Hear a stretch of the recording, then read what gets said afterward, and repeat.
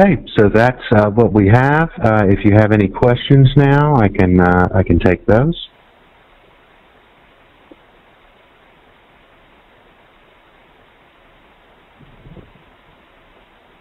Michael, I've got one question. Okay. As you mentioned the different layers, would there ever be a reason to flatten the file?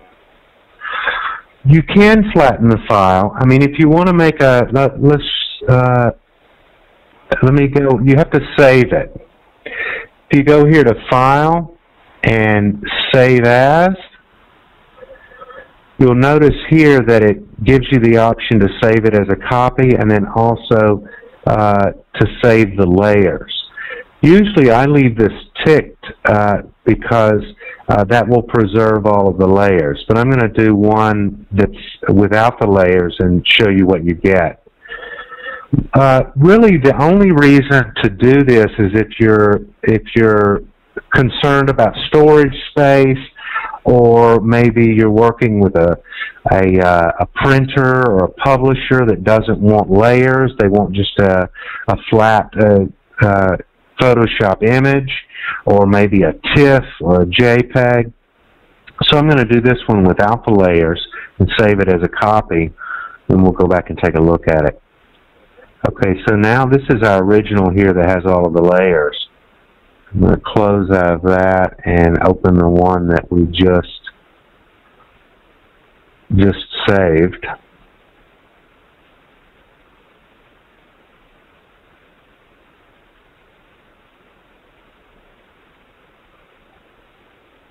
Okay, so now you'll see you have the black and white image. We didn't lose anything with the image itself.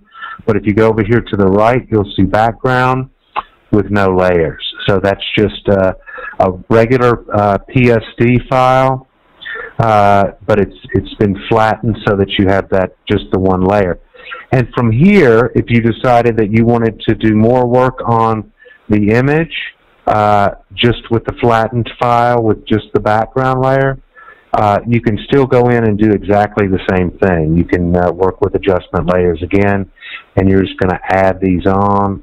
Let's say we want to do a brightness and contrast adjustment. Let's say add a little more contrast. Maybe darken it a little. And then when you're finished, you have the same option here. You can do Save As. If you want to get rid of the layers again, you can click on Layers, and then it'll save it that way. And then when you reopen it, it won't have the layers again. I tend to, with my files, unless I'm working with a publisher or a printer who doesn't want layers, I keep all of my layers, because I may go back a year later and have a different idea about an image. So it's much easier to just start with all the layers in place and then make adjustments from there. Okay, so just for caution, if we had to work with somebody that wanted a flat file, definitely save the original PSD that you worked on so you have your layers, and then have a copy of a flat file that you don't have to worry about losing your layers and all the work done. I think that's best. I mean, I think if you're not going to go wrong by saving a file with the layers. If you want to save 2 copies, that's fine. But you know, I tend to keep all of my PSD files with the layers, and then if someone needs something different, if they need a JPEG or a TIFF with no layers, then I just go in and make a copy of it that way. So for safety, it's a good idea to keep the layers, because you never know when you're going to go back and change your mind. So I had a couple of years ago, I was working on a laptop just because I was traveling all the time, and I had some issues with the laptop. And what I didn't know is that it had really blown my graphics card. I knew there were some problems there, but I didn't know the extent of the problems. So I was working on that laptop and traveling for a long time. And then once I got back to another computer, I could see exactly how bad the graphics card was, because I looked at my images on another computer.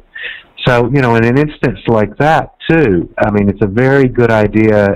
It's a very good thing that I had all of the layers there. So all I had to do is go back and just make the changes that I needed. So, yeah, you know, for safety's sake, it's a good thing to keep them. Sure. Okay. I'm not sure if we have any other questions out there. Okay, now looking at it at this point. Okay, Michael, now, so at this point, are we wrapped up then, or you got any? No, that's all I have. Alrighty. I will shift this back over here. And bear with me. Okay. All right, Michael, that was very informative. I know I've learned a lot of techniques there. And that brings one other question to mind. In those techniques, in the different genres, does that also apply, say, to portrait photography, landscape, as well as wildlife? Yes. You can use these techniques to get that same effect. Yes. Yeah, let me show you an image that I used in the handout. Okay. And I'll show you, that's that's a image of a child, so you can see that it works the same way. Subject matter, any adjustments that you learn, you're going to have to learn how to use those adjustments and those techniques with every different type of subject matter. This was architecture with, you know, a bright sunny day, but if you start working with an image of a person, then it's going to get, it's not going to change everything, but it's going to change some things. Varying skin tones and such. Absolutely. I spent a lot of time in Latin America, so you know, this is black and white. With my color images, I have a very difficult time working with red, because with reds in photos, because the skin tone here has a lot of red in it. Okay, so if you make it, do you have the image up, or did you yes, I did. Share that with us? Okay. Yeah, let me share it. Okay, let me see. Let me go back and share it.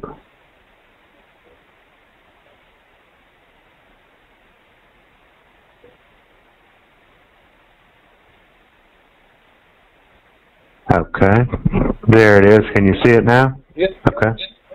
Okay. Let me see. I left this this was kind of where I ended when I was creating the documents. Let me change this to a warm tone.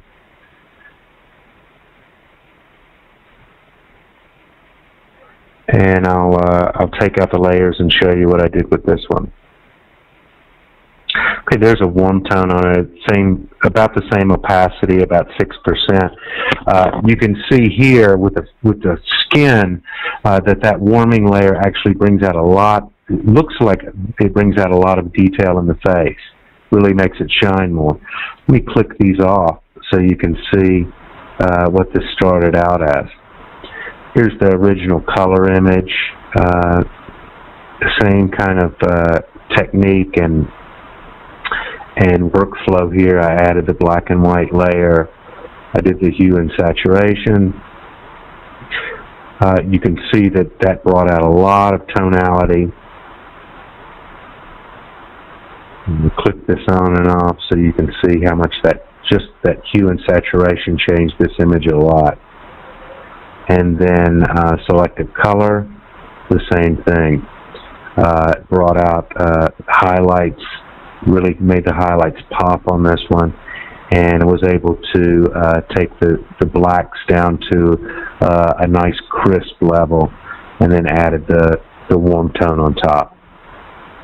So to answer your question, it's every type of subject matter is going to be different.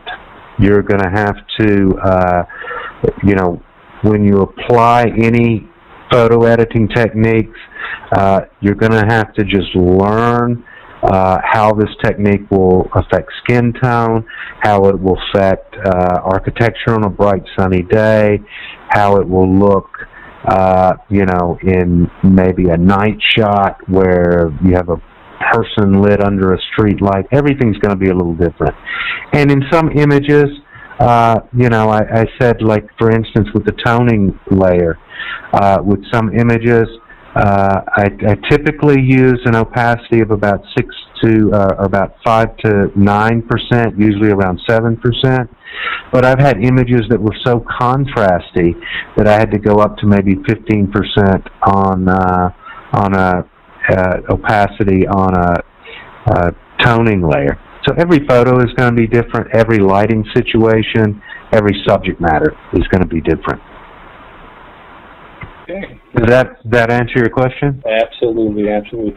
So, and Michael, let me thank you again for participating tonight. And for those of you that joined us, great. Don't be shy. Ask questions. We're going to be ending this one shortly. And if you're viewing this via the video, we can also provide a PDF follow-along that Michael's provided for the participants in the webinar tonight.